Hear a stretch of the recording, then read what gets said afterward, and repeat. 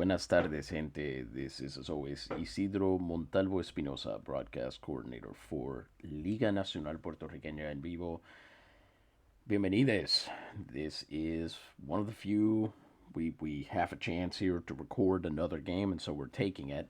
And if you watched what for us was last night, no idea when you'll be picking this up, game 69 against the Güiristas de Peñuelas. This is game 70. The Navegadores have their entire starting lineup back in for this one as Ted Balloon, one of their co-aces, takes up the mound against Peñuelas' number two, Scott Peterson, a righty who is decidedly, shall we say, less capable on the mound than the lefty Gustavo Davalos. But that makes this lineup no less fearsome. The Navegadores were able to hold them to 0 home runs, which is kind of new for them. And obviously, they've got an incredible lineup that they're fielding tonight with all the starters back. So it's really just a question of whether they can actually hold off Peñuelas in this one. We all know that baseball is a fickle mistress at the best of times. And, well, with a cloudy game ahead. The wind is blowing in from right field this time. That'll help keep balls in play. It's time to see if this weird Coliseo Armando Vargas changes anything for them. We're going to head down to the field, and in previous times that we've done this, you may be familiar with the fact that we usually just kind of try to get through the game as quickly as possible. Here we're going to be doing that, but in an attempt to bring in a bit of a new experience for people who are listening to this or watching it, which we know some of you like to do during house cleaning or other chores. What we're going to do here is continue that segment this day in Liga Nacional Puertorriqueña history. It's June 23rd, and we're going to go in order. We'll do it about once an inning or so. Because June 23rd, let me tell you, is a much more popular year for historical things to happen. In 1872, in fact, we have news that Jose Morales of the Calle side was unable to get a hit for the first time in 33 games. Now, that's a long hitting streak, and you should be impressed in 1872 the fact that you could safely reach base off of your own bat for 33 games in a row. Actually surprising, because so many runs and so many reaches in those days came through on errors that it's a little bit weird that Jose Morales was able to get 33 hits in 33 days, and not a single one of those was due to errors or anything like that. Now, at the time, that was actually the longest, or sorry, that at the time was the third longest hitting streak. We're going to check here. And yeah, by the end of the 19th century, not even close. I mean, Domingo Godoy holds that record. We might get to him at some point. But yes, at the time, the only longer streaks had been 35, and there were two 35-game streaks and one 38-game streak. So fairly impressive for just the second year in league history. Anyway, it's time we got started here. Scott Peterson, 6-11 over 153 innings, an ERA of 2.65, 62 strikeouts to 36 walks. Peterson throws a little bit slower. He's got a fastball, a changeup, and a sinker. And today, back in the lineup is center fielder Graham Underwood, number 27, average of 261, OPS of 598. So Burford is clearly hoping that switching to the leadoff spot will help him a little bit. No home runs, 24 runs batted in, and 25 stolen bases. Underwood currently fighting a little bit of ribcage strain, so he's been sitting out in hopes that will help him not make the injury worse. It's time we got started. Let's get this going. It's a ball game.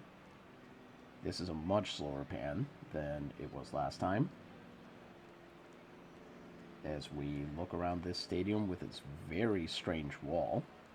Navegadores had 6 games in a row won. Peñuelas has lost 4 in a row. And Peterson has been quite annoying to the Naves in previous starts.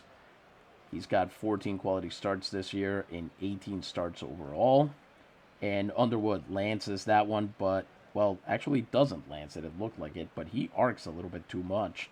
And that lands in center field. Luis Bautista, who got ejected from last night's game after an argument with an umpire, is able to catch it.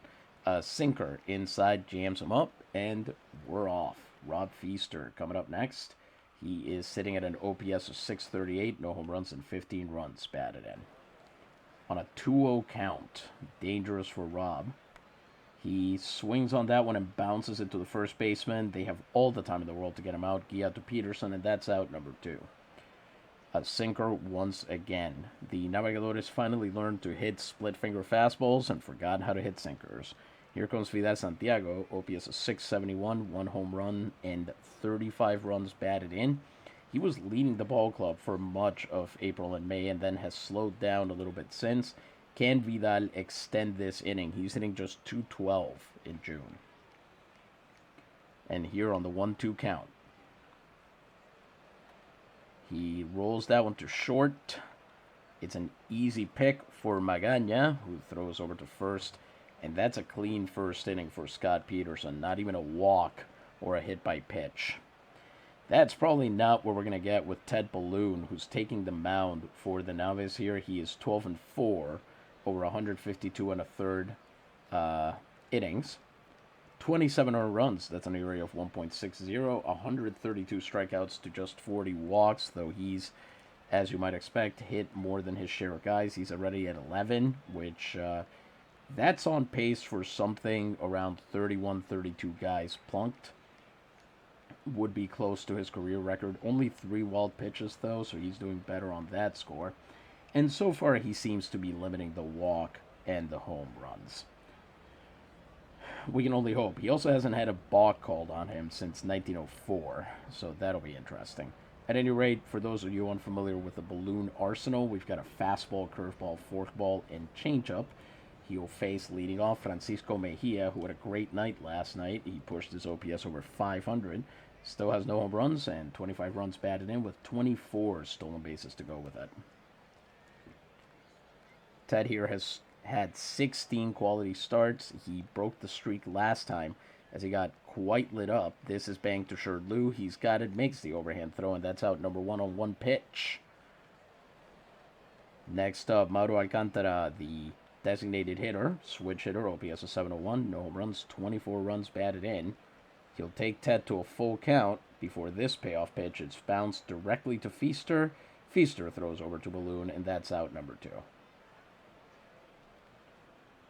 An 8-pitch at bat, ending on a fastball up and in. And here comes Tomas Guia, who is sitting on a 726 OPS, 9 home runs, second on this ball club. Would be leading, I would imagine, most of them, and 36 runs batted in. Looks like it'll take all of 1 pitch to decide this at bat as well. Here's hoping it's for. That is swung on, lifted into right field. De Castillo chasing it down.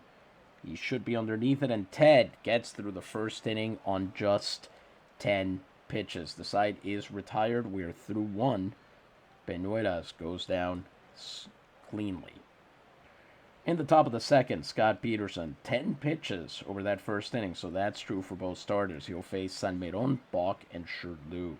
Salmeron having a great year. OPS of 805, 6 home runs, 37 runs batted in, and OPS plus of 152. Last night he had 2 hits and scored a run as well as batting in one. He's already set his personal high for wins above replacement. He's already been worth 3 wins to his ball club. Is currently projected to make it to about 7.2. Not bad for a designated hitter who plays backup catching. He's done relatively well behind the plate here, as on that first pitch, he hits that one into right field, but Hernandez is able to get there, a changeup that he hit there, and it's out number 1.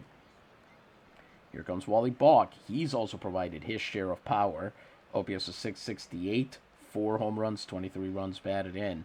He's only 2 for 12 against Peterson, and with that sinker, I think Peterson might get the best of him here. On the 2-1 count, Balk bounces that one to Bob Moulds at third base. Moulds throws over, and that should be out number 2. Here comes Eto Sherdlu, OPS of 673, 1 home run, 25 runs batted in. Currently, he's carrying an average of triple threes, swinging at that first pitch. He's hitting worse away from home, 220. And I'm trying to see here against righties, he's actually doing quite badly at the moment, 217. I can't seem to get his stats against Peterson. Maybe he's never batted against him. On the 1-1 count, Sherdlu hits that one to Magana. Magana, with a good play to his left, sends it over to first, and that is out number 3. The Güiristas, another clean inning, quick inning for Scott Peterson. And this is where we begin to clench the core of the Peñuelas order, which you may remember did quite well against Stack last night. Will now face Ted Balloon. Starting with Ernesto Hernandez, the right fielder, sitting on 695, no home runs, 19 runs batted in, more than half of which have come in June, on top of a 338 average. Ted Balloon sitting on 1 inning, 10 pitches. So far, they've been very careful to make Ted come to them, as that is bounced to Wally Bogg. He's got it, and he'll eat it. That's going to be the first hit of the game for the Güiristas. He can't make the throw, as he had no shot there, and it's an infield single. Hernandez being fast enough to run for second. It remains to be seen whether Stoneham will try and get him out there, especially because here comes Bob Moulds, who is sitting on an 826 OPS, 18 home runs, 42 runs batted in. Yesterday, he also had a 2-hit night with a single and a double, so he didn't go deep. And in fact, hasn't gone deep for a few games now, not since June 16th. Quite a surprise. That looks to be about... It's not quite the longest time he's gone without a homer, but yeah. So here goes nothing. Ted needs to keep this ball on the ground to succeed, and on the 1-0 count, Hernandez goes for second. Looks like he got caught, but they say he's safe. That's the 11th stolen base from Hernandez, and after, well, if you saw the Franklin Castillo steal yesterday, again last night for us, then you don't get to be mad about this. It's a 2-0 count to Bob Moulds, and on the 3-1 count, he is walked. I don't know what it is with Naguabo pitchers and letting men on base all over the place in this series, but there's 2 on with no outs for Joaquin Magana, who has an OPS of 638, no home runs, and 26 runs batted in. Magana hits that one off the tip of the bat into center field. Underwood chasing it down. He's got it. That's out number 1. Ted now on 22 pitches faces center fielder Luis Bautista, who is sitting on a 661 OPS. No home runs, 5 runs batted in. Not a good early inning hitter. 182 average there. But of course, if you take the bat out of his hand, Hernandez takes third, Moulds second, and Balloon with 2 walks loads the bases. Nothing even particularly close to him, as that fastball was away. Here comes Brendan John, the left fielder, who's sitting on a 578 OPS, no home runs, 13 runs batted in. And I don't know about you, but I am feeling a bases clearing triple in my head. Let's see if it comes true. 1-0 count. Balloon badly needs a cheap out. Will he get it? That goes to Valdez. He throws to second for 1. They throw to first. And did they get out of it? They sure did. A twin killing to retire the side, and the Güiristas strand both base runners. Hell of a double play there that Ted induced, and you know he's got to be happy about that. As Valdez to Sherdlu to Feaster extinguishes the threat, and the hit and the 2 walks come to nothing. We are through 2 innings. The game remains scoreless. In the top of the third, here comes Scott Peterson to face Frank de Castillo. Scott Peterson is sitting on 18 pitches over 2 innings. Frank de Castillo has yet to hit today, but he's carrying an OPS of 727 with a home run and 36 runs batted in. As the rain starts to come down from the clouds there, Frank on the first pitch, long fly out up in the air, and it's not going to land. Left fielder Brendan John has all the time in the world to get underneath it. A lot of first pitch outs in this game so far. Here comes Benji Valdez, OPS of 722, no home runs, 34 runs batted in. Last night, he also had a two-hit night in which he drove into part of the big margin of victory that was ensured in the ninth inning with one out and the bases empty. What can he do here? Also a first pitch. Swing looks like. With one out, bases empty.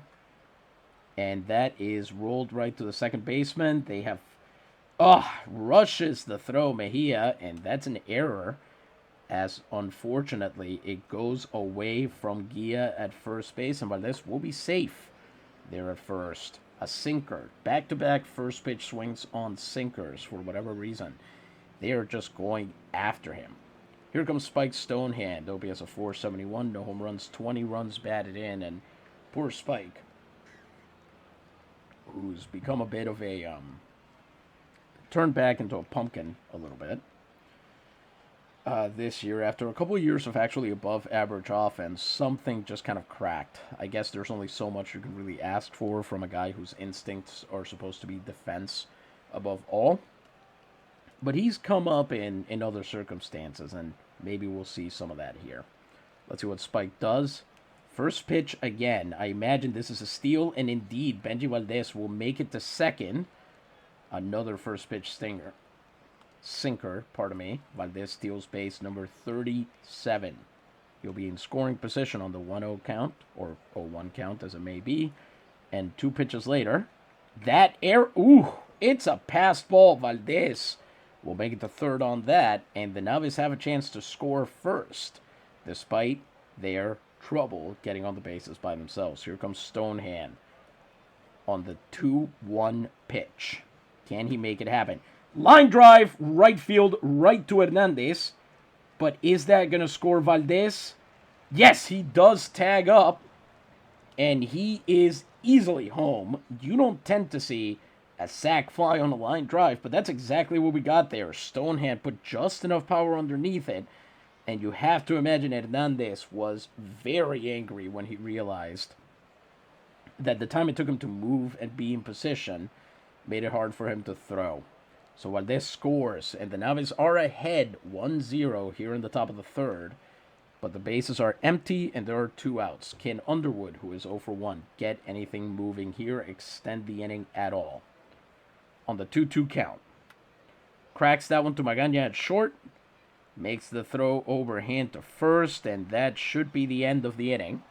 It is indeed. The Navegadores score a run without getting a hit. And we go over to Peñuelas to see what they'll do against Ted Balloon, as Hernandez, Mejia, and Alcantara will come up. Hernandez, the catcher, OPS of 499. No home runs and 14 runs batted in. Faces Ted Balloon, who is through 2 innings on 28 pitches, a hit, and 2 walks. Hernandez here, 2-2 count.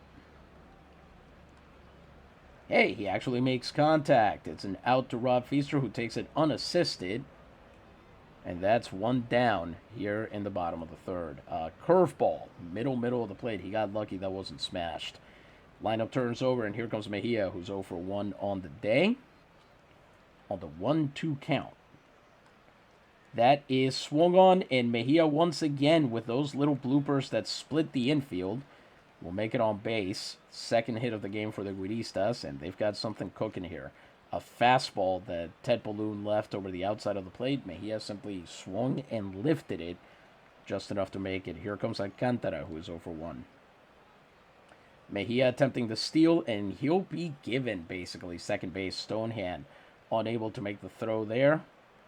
That's his 25th stolen base there.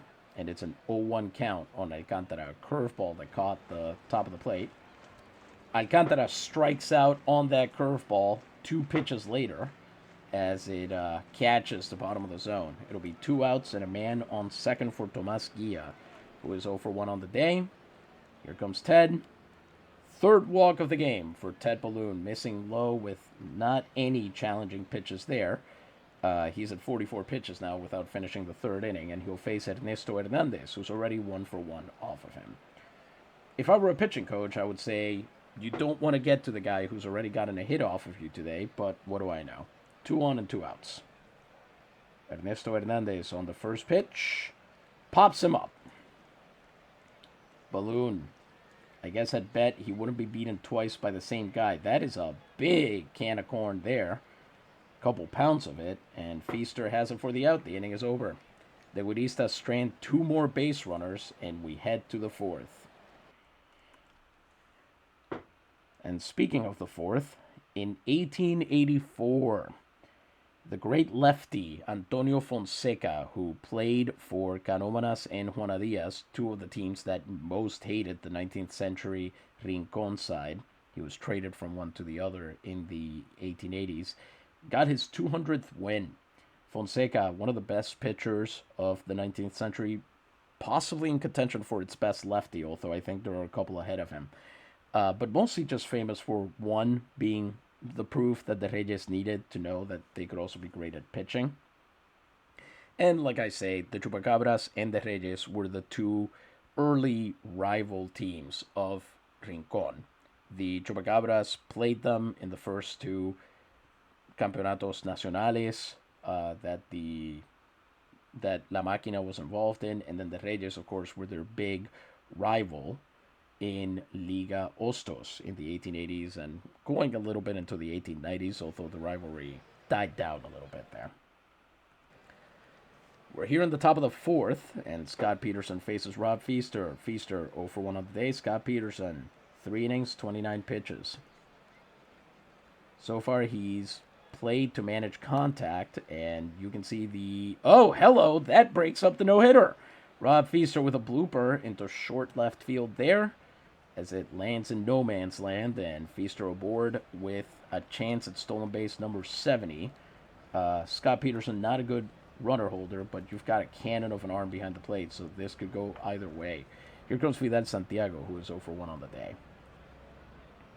First pitch to Santiago. Hernandez tries to stop Feaster from stealing, but he can't. Feaster, 70th steal of the season. As Dan Sicker moves away from Vidal there, maybe Hernandez had to move a bit to catch it. Puts him in scoring position. Let's see what Vidal does here. 1-1 pitch. Feaster breaking for third, and he should be in there ahead of the throw.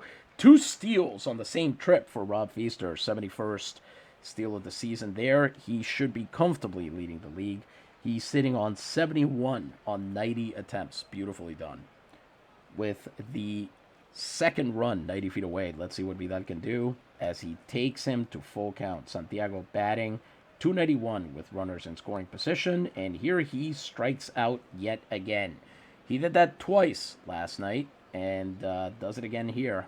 3 strikeouts in the last 2 games. He's going to have some explaining to do for Burford after this one. Here comes Pablo Salmeron, who on a first pitch sinker flew out last time. Can he do any better here? First pitch again, and he knocks this one right to Mejia at second base. 2 pitches, 2 outs from Pablo Salmeron today. This one on a changeup, and here comes Wally Balk to see if he can get that run home. 2 outs, man on third. So far, just 8 pitches for Peterson in this inning. 2-2 count for Wally Balk, and he's caught looking. Very disappointing inning for the Naves if you're not named Rob Feaster. He seems to be the only person who was trying to win the game in that circumstance, which is very unfortunate.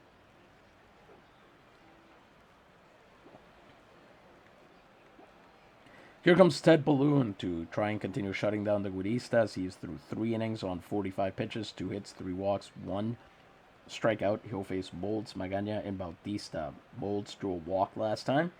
He's sitting at 42 runs batted in, 4th in the Liga Betances. Molds strikes out on, I believe that is 3 pitches. Yes, indeed. A fastball down and in. That's his 40th strikeout of the season for Molds. For Balloon, it's 134. He will now face Magaña, who's 0 for 1. Magaña 1-1. He flew out to Underwood back in the second inning. Here, he hits that one to Feaster, who takes it himself and runs over to first, out number 2. And here comes Luis Bautista, who himself drew a walk last time he came up. And this time, landing in the hole, flies that one out to left field. That's carrying. Vidal does not seem concerned about it, and that's because he's got it at the wall. Side is retired. We are through 4. The Navegadores remain up 1-0 as we head into the top of the 5th.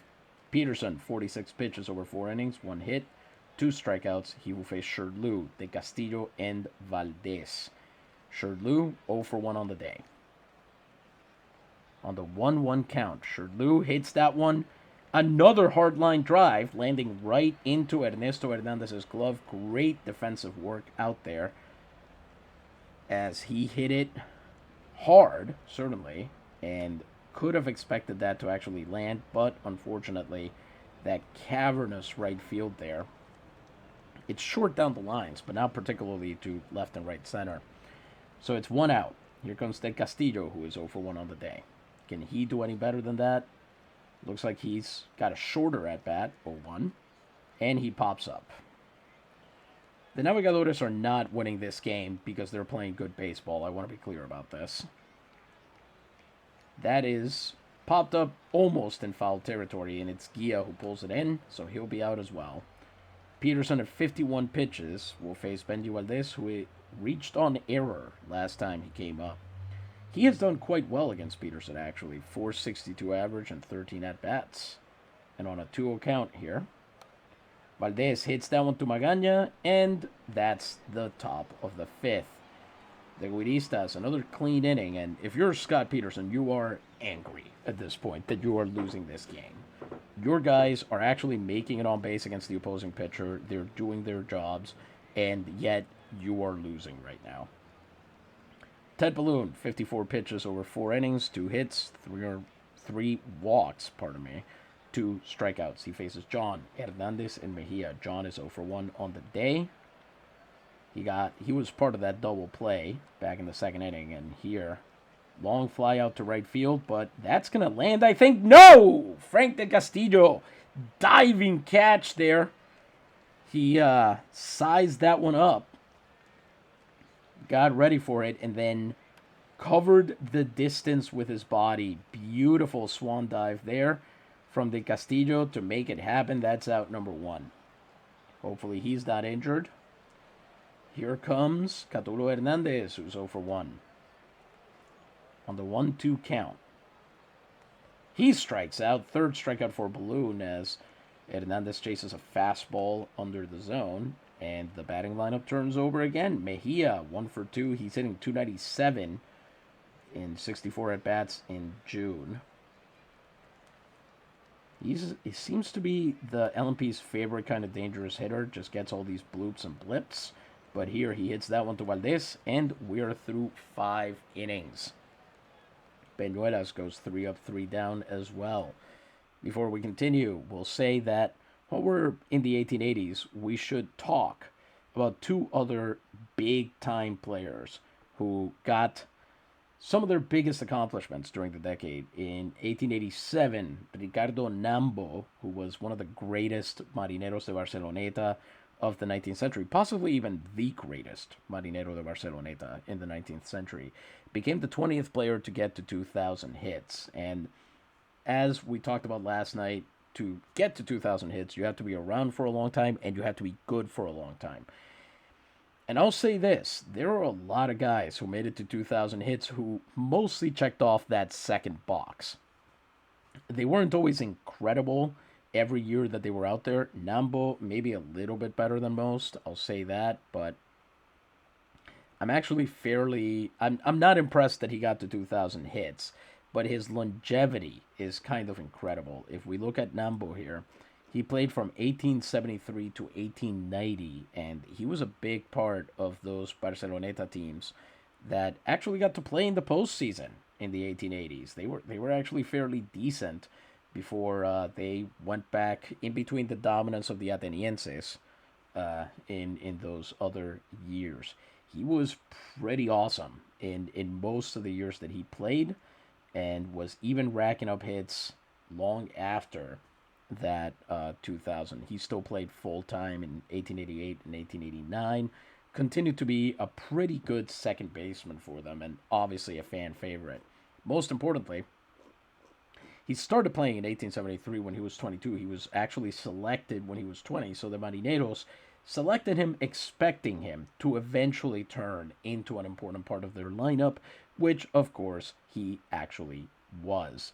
Though he never won Ilustrísimo, he was selected to, I see, 4 Partidos de Campeones, or equivalent of the All-Star game, and won 2 Acutissimo awards, which are our defensive awards. And while we're at this, we would be remiss not to also point out that on the same day, 1 year later, so June 23rd, 1888, Enrique Peñalosa, whom I think we already talked about yesterday a little bit, another part of that core of the Caciques de Orocovis that just absolutely dominated Liga Betances in the 1880s and 1890s, he scored his 1,000th run for the Caciques de Orocovis. Peñalosa, the best shortstop of the 19th century. No possibility of disagreement there. I mean, the man did everything well. He batted well. He ran well. He defended well. He could do everything.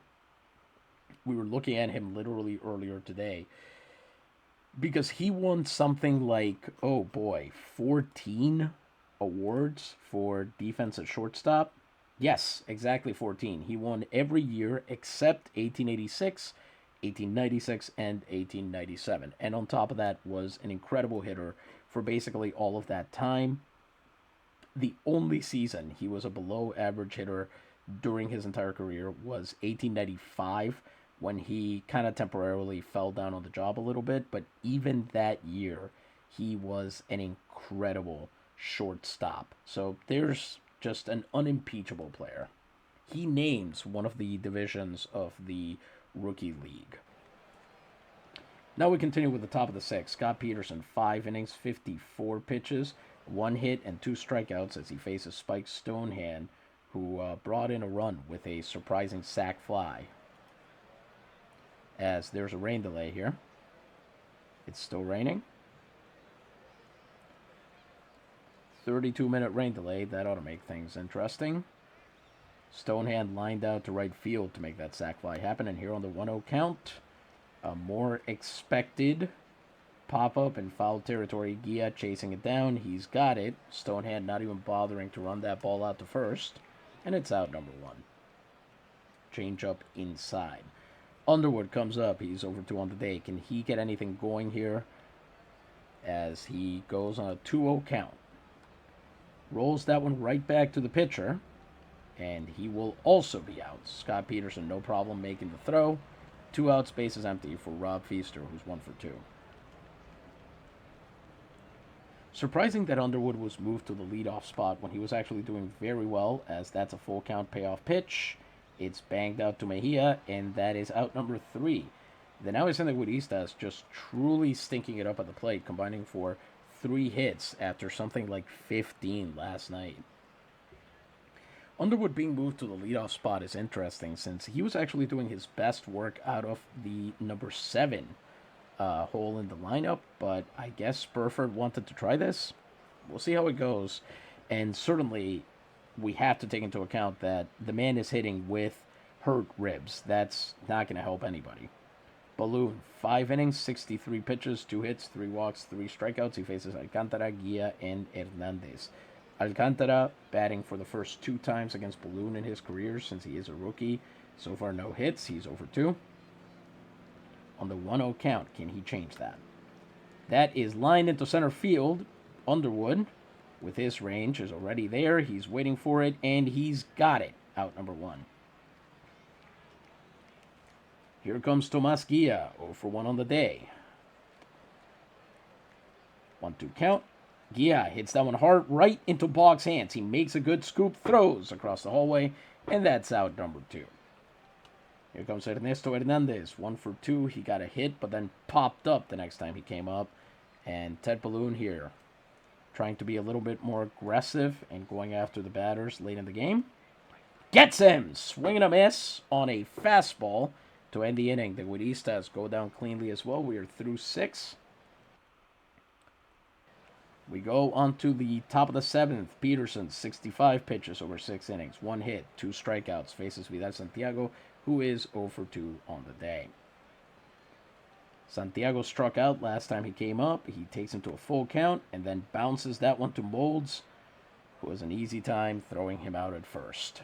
Boy, the at-bats have not been competitive in this game. I mean, that's a quality at-bat, 8 pitches to get that out, but I really have to question what these guys are doing. And Salmeron, and I don't know if Luis is listening to this, but Salmeron is a particular example. 2 pitches and 2 outs so far. Can he, if he even takes 1 pitch, this at-bat will be an improvement. And that is exactly what happened. On the 0-1 count, Salmeron hits that one into right field, and hey, would you look at that? It lands.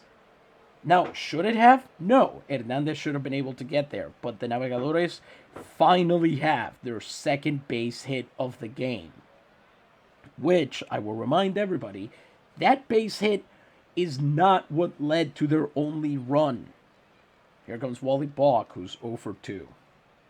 A high sinker, too, that he hit there. Wally Balk takes him to a full count and draws another one of those Balk walks we love to see. So 2 on with 1 out after a 11 pitch at bat, to get that ball 4. And here comes Sherdlu, who's 0 for 2. Looks like it'll be at the first pitch. Sherdlu's hitting just 205 with crispy rispies. Sherdlu lifts that one into right field. Hernandez looks to be chasing it down. He's got it at the wall. That might have escaped a smaller field, and they don't move the runners. So 2 out, 2 on for Franklin Castillo, who's 0 for 2. He's never silent for long, but this worries us. On the 2-1 count, that is hit out to center field. That's going to not land. We're sure of that. Bautista's got it. And another promising inning. Ends not with a bang, but with a whimper. Naguabo remains ahead 1-0 as the pinch hitters start to come out, and we, conversely, start warming up our bullpen. Onbar and Hancock will be sitting out there. Now, we're also going to take a look at a couple guys who are not so famous. One of the rarest accomplishments in the 19th century was the 6-hit game. I want you to think about that. You have to come up to bat during a game 6 times, and you have to get 6 hits in all of them in an era where errors were a fairly common way to get on base. They still are, but even more so then. That should make it rather impressive that in 1891, Emeterio Jimenez, who played for Dorado, put up 6 hits and batted in 5 runs against the Cítricos de las Marias.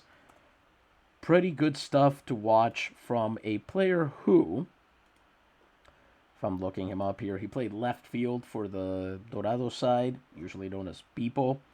He joined the team in 1886, would play for them through the end of the century, though he did not return for the 20th, and came pretty close to being an Ilustrísimo candidate. Unfortunately, his defense really sank him. He was not a good outfielder.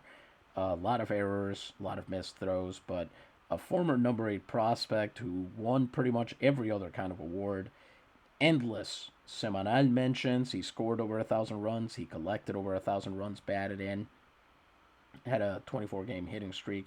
Had a couple multi-hit games as well. But the one that you are here for, of course, is can we find out here what that game's final score was? And yes, of course we can. So Dorado, we're looking here for June 23rd. Well, as it turns out, they badly needed that 6-hit game because that game ended in a 12-7 win for the Guardianes. So his 5 runs batted in, which, by the way, were batted in regulation. This game did not go to extras. But those runs were the margin of victory, and 2 of them were scored in the final inning. In fact, the 12th run was scored on an RBI single from Emeterio Jimenez himself.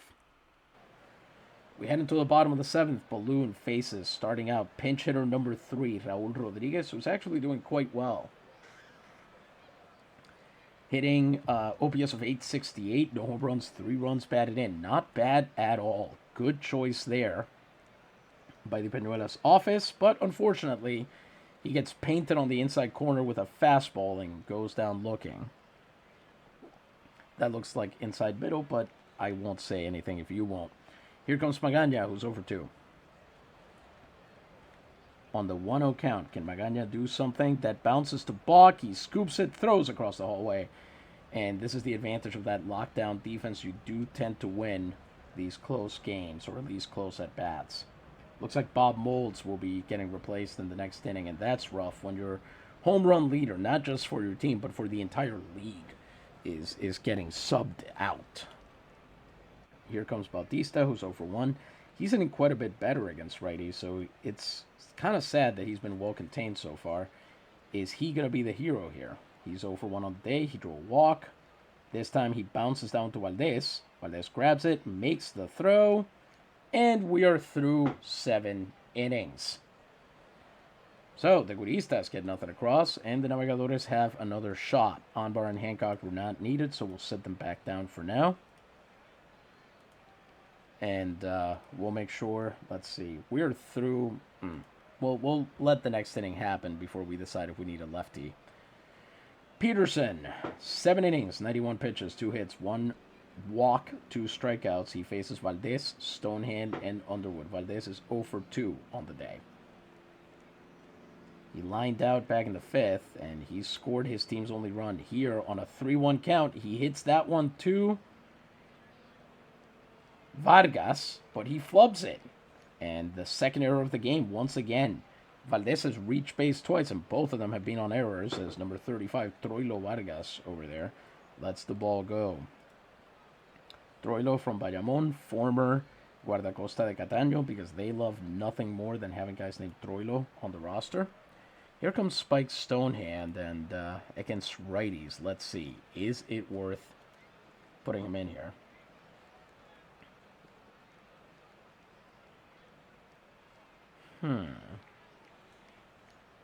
Let's see. Now hitting for the Navegadores de Naguabo. Number 20, Kieran Anderson, who is quite a bit better against righties, we're hoping. We don't know if that's going to work out, but here goes nothing. Man on first and no outs for him. And on the 1-2 count, he goes down swinging. Pinch hitter so far, not working out so hot for either team. 1 out. Batting lineup turns over, and here comes Graham Underwood, who's 0 for 3 on the day. Can he do anything to move that run? As, Valdez laid out at second base. Hernandez, despite the late throw, is still able to get him. Bases empty with 2 outs, so Onbar and this time Varela will be up in the pen. Can Underwood at least extend the inning? He's had a really bad day at the plate. Here, he actually does. He knocks that through the left side gap. So with 2 outs, the Navegadores have some hope, as that makes it past Magana. And here comes Rob Feaster, who's 1 for 3 on the day. Underwood will almost certainly try to run. That's the one part of his game that this ribcage thing should not be affecting. And Mejia tries to get that one. Another error from Peñuelas. Their defense really not holding up here. Good play, but he can't make the throw happen, and that will put 2 on with 2 outs. Scott Peterson at 110 pitches. He will face Vidal Santiago, who over this entire 2-game series has so far, he's got 1 hit to his name. And he did end up scoring a run, and he did draw a walk, but this is just not what you expect from Vidal. So can he make it happen here? First pitch, knocks down to Magana, and Magana drops it. That will load the bases. 3 errors in this inning from Peñuelas to really put them under threat. Pablo Salmeron coming up. He's 1 for 3 on the day. Can they corral him here? Can they end the inning here? 3-1 count. And what was a 3-1 walk is going to be a fly ball into center field over Luis Bautista's head. That's going to bring in a run. That's going to bring in 2. And Vidal Santiago will be sent around third. This is going to be a throw home. It's a bases-clearing double by Pablo Salmeron. Naguabo is now up 4-0. Pablo Salmeron has runs batted in number 38, number 39, and number 40. No earned runs for Scott Peterson, but he has decidedly gotten the loss in this one, as what should have been an inning ender multiple times instead ends, well, likely the game for his team, as Bautista is unable to get that one in. He misjudges it and goes over his head, and 3 runs will score. Pablo Salmeron doing his job yet again. First big hit for him in the series, as he gets his second hit of the game, and bumps up that OPS about 7 ticks to 812. With a man still on second and 2 outs, can Wally Balk increase the pressure any on Peterson? He's 0 for 2 on the day, and with a 2-2 count, Wally Balk strikes out to end the top of the 8th. That sinker once again. Wally Balk, 50 strikeouts on the year. You'll remember Bob Moulds only had 40.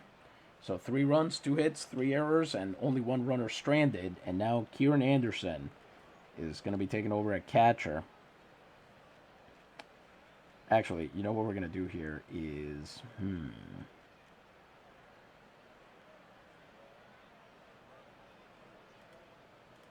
Kieran Anderson will take over at catcher, yes. Ambar and Varela will stand in the bullpen, ready to go. Ted Balloon, 82 pitches over 7 innings, 2 hits, 3 walks, 5 strikeouts. He'll face Brendan John, he'll face Caturo Hernandez, and Francisco Mejia. John, 0 for 2. He flew out to right field back in the 5th. Here on that first one, it's a line drive into center field. Underwood chasing it down. He's got it, and that's 1 pitch and 1 out for Looney Ballooney here in the bottom of the 8th. He now faces Caturo Hernandez, who's 0 for 2 on the day. Hernandez did not strike me as a rookie, but apparently he's never batted against Ted Balloon before. On the 1-2 count here, he goes down swinging on a curveball this time, and Francisco Mejia comes up as one of the last chances for his ball club. He's 1 for 3 on the day. Can he do anything to extend the inning? As first pitch swinging, that does not make it past Shirley. He's got it. High throw, but Feaster catches it on the stretch, keeps his foot on the bag, and retires aside. Peñuelas goes down cleanly here in the bottom of the 8th, a bit perhaps thunderstruck by how that last inning went. And one last note that we'll offer. We've talked about hitters in the last couple times, Nambo, Peñalosa, Jimenez, but there's one last important event that happened in the 19th century. Weirdly enough, no 20th century events on June 23rd. We're not sure why. But in 1892, so that would be 14 years ago as this game is taking place, Normando Arroyo, who pitched for Ciales basically forever, 1877 to 1896, a 19-year career as a pitcher, and he only relieved in one of those years, his last season as a 41-year-old pitcher, in which he actually did quite well out of the pen. But Normando Arroyo in 1892 became the 9th pitcher in Liga Nacional Puertorriqueña history to reach 3,000 strikeouts. A hell of an achievement, we have to say, given that he was never so incredibly effective that you would have expected that out of him. Arroyo is 7th all-time in innings pitched with 6,923. He's another one of these guys that is maybe in that conversation for greatest lefty of the 19th century. Fonseca in this list is 29th. And looking at the guys ahead of him, Radames Martinez is up there, 7,600 innings. Alvaro Mendez is up there, 7,100 innings. Arroyo is maybe the triumph of longevity. For his entire career, he's really just above average. Barely. The reason he's here is because he pitched basically forever. He was almost never hurt. And while he could win his occasional awards for things like Player of the Week or so on, for the most part, what he did was give Ciales very dependable pitching. And as we've shared in some of our articles, Ciales loves people who stick around for a long time. They have the same scouting director that they had in 1871. That guy has been there literally 35 years.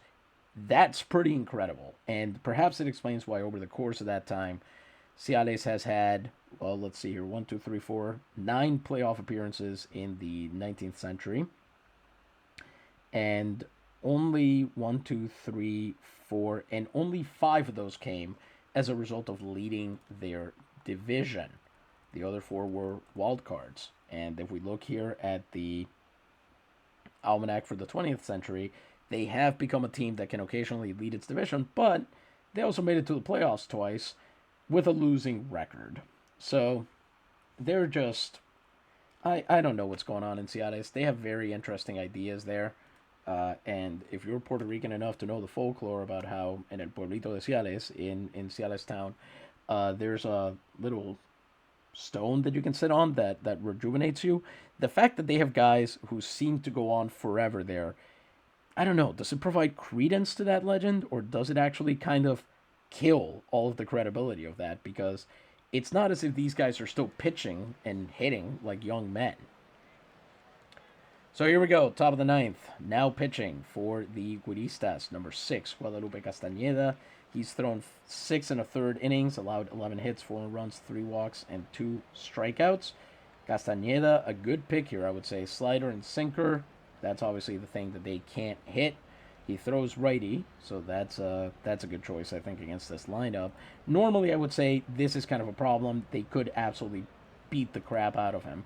But we've seen what these Naves are doing today, and they are not interested in doing good things at the plate. They are interested in being gifted these runs. He'll face Shirley, De Castillo, and Valdez at minimum. Shirley is over 3 on the day. Last time he flew out on a hard line drive to the right field corner. This time that is actually going to land. Shirley gets his first hit on the very first pitch that Castañeda throws after warm-ups. He'll be on base to start, and here comes De Castillo, who's over 3.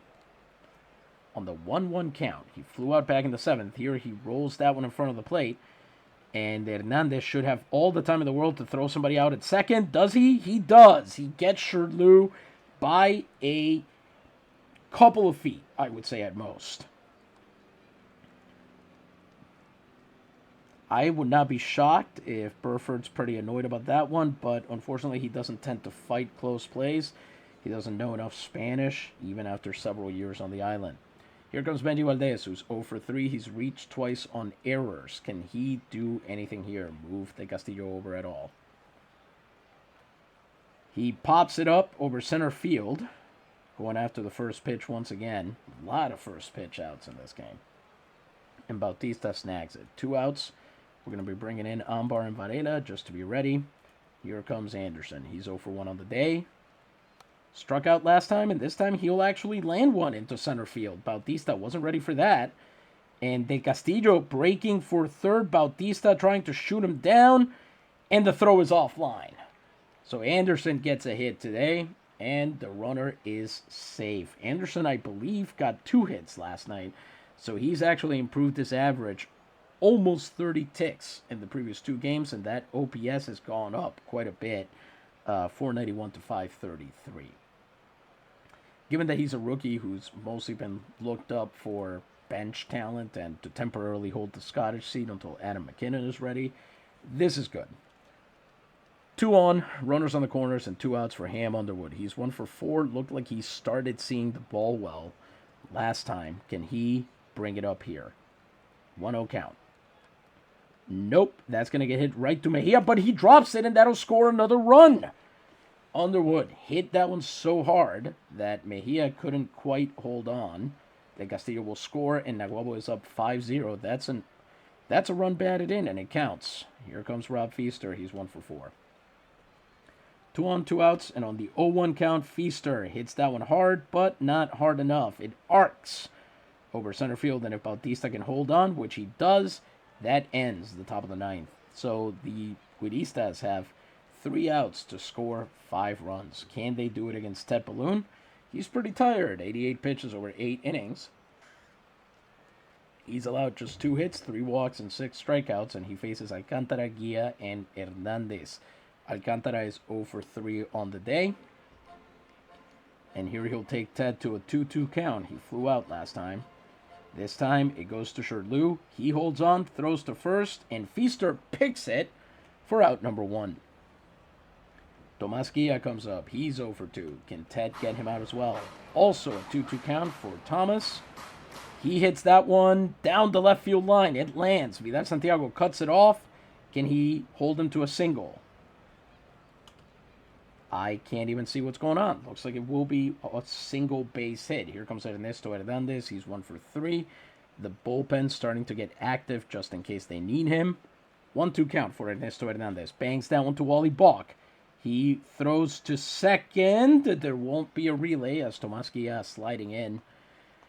But that's still 2 outs. Guia in pain there.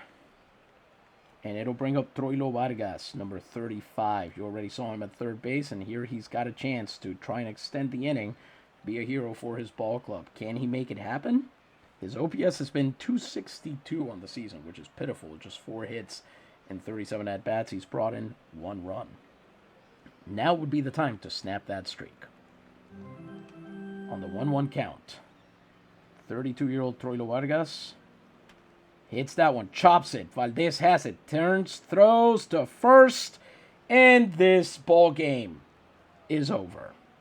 On a ground out to Bendy Valdez, the Navegadores shut out Peñuelas, 5-0. Ted Balloon with a 3-hit shutout, walks 3, strikes out 6 in what looked like an iffy performance at first.